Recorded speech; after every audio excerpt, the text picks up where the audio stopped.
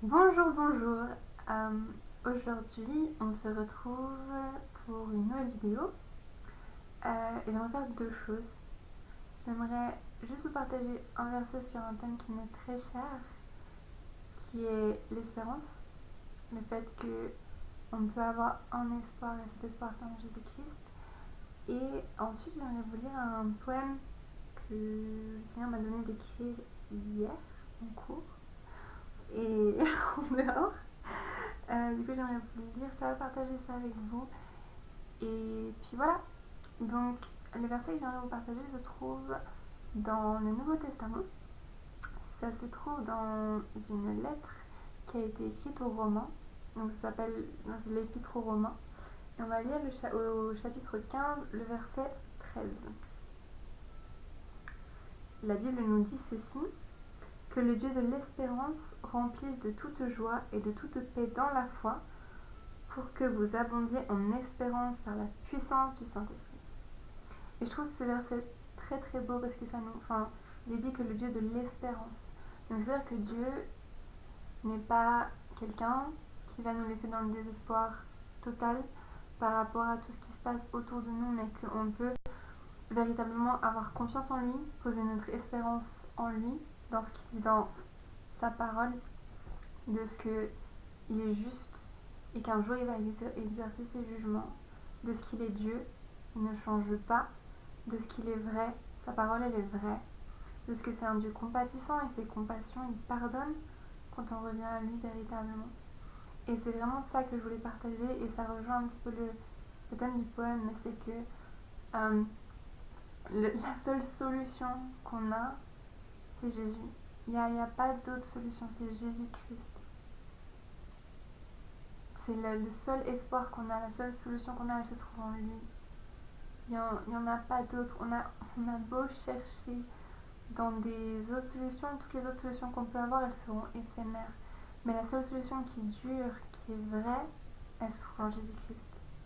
Et en dehors de lui, il n'y a pas d'autre Dieu. En dehors de lui, il n'y a aucun autre nom qui n'a été donné sur terre, dans les cieux, sous la mer par laquelle nous puissions être sauvés, mais que le nom de Jésus-Christ. C'est que par Jésus-Christ qu'on peut être réconcilié avec Dieu et avoir accès à la vie éternelle.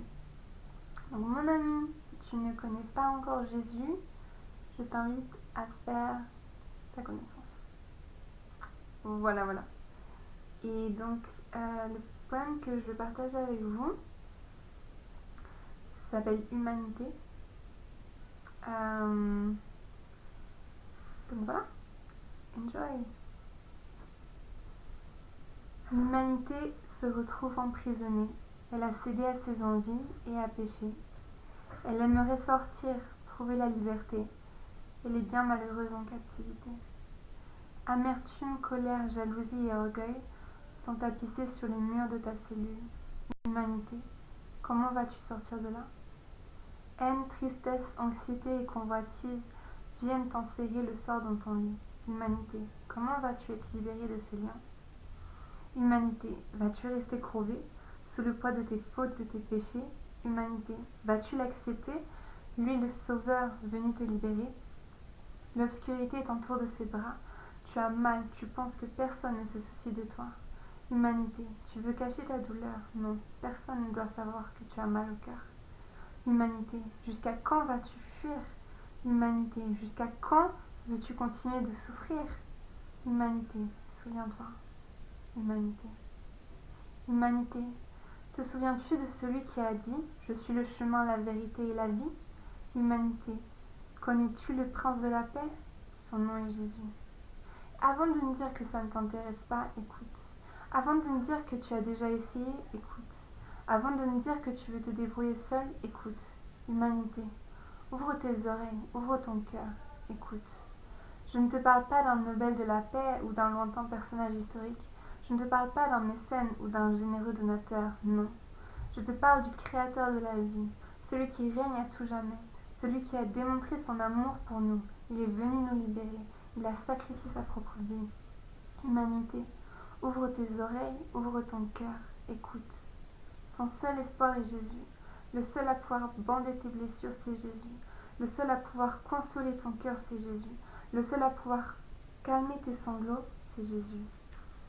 Le seul à pouvoir te redonner la paix, c'est Jésus. Le seul à pouvoir te sortir de ta captivité, c'est Jésus. Le seul à pouvoir te libérer du poids de ton péché, c'est Jésus. Le seul à pouvoir te réconcilier avec le Père, c'est Jésus. Le seul à pouvoir te donner la vraie vie, c'est Jésus. Le seul à pouvoir te redonner l'espoir, c'est Jésus. L'humanité. Jésus est le seul à pouvoir te libérer. Il est celui qui détient la clé. Vas-tu le laisser l'utiliser? L'humanité. Le choix te revient. L'humanité, choisis bien. Donc voilà le point que je voulais partager avec vous. Voilà. Et je prie vraiment que le Seigneur puisse vous parler, vous toucher là où vous êtes vraiment. Si vous ne connaissez pas Jésus, si vous manquez d'espoir, si vous ne savez pas où regarder, Jésus c'est vraiment la seule solution. Et je t'invite, si tu ne le connais pas, si tu ne l'as jamais invité dans ton cœur, à l'inviter à venir dans ton cœur. Même si tu ne comprends pas encore tout, c'est pas grave, on apprend. Tous les jours, chaque jour, on apprend avec Dieu. Mais je t'invite vraiment à inviter Jésus-Christ à venir, à demeurer dans ton cœur, à le laisser être ton prince de paix, à le laisser à venir dans ton cœur et te donner la paix. Moi, je sais qu'il travaille dans les cœurs. C'est comme ça que je l'ai connu. C'est le Dieu de consolation. C'est le Dieu tout-puissant et qui s'intéresse fortement à nous. Et c'est le seul à pouvoir nous libérer de toutes les choses, de toutes les oppressions par lesquelles on peut passer, de toutes les choses qui nous font souffrir et auxquelles l'hypnose, la réflexologie, toutes ces choses veulent essayer de nous libérer de ça, mais c'est temporaire. Et ce que Satan offre, il va venir le rechercher d'une autre façon. La seule paix véritable, c'est en Jésus-Christ. Et quand Jésus-Christ il vient dans ta vie, il te donne pas seulement la paix, mais il change ta vie, il transforme ta vie. Alors je dis pas que c'est tout beau, tout rose, parce que ça l'est pas. Mais quand tu passes par une épreuve par la suite, tu sais que Jésus-Christ est avec toi et que ça vaut la paix.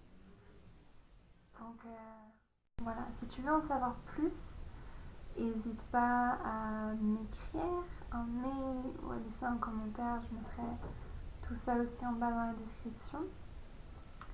Et voilà, soyez bénis et à tout bientôt. Ciao!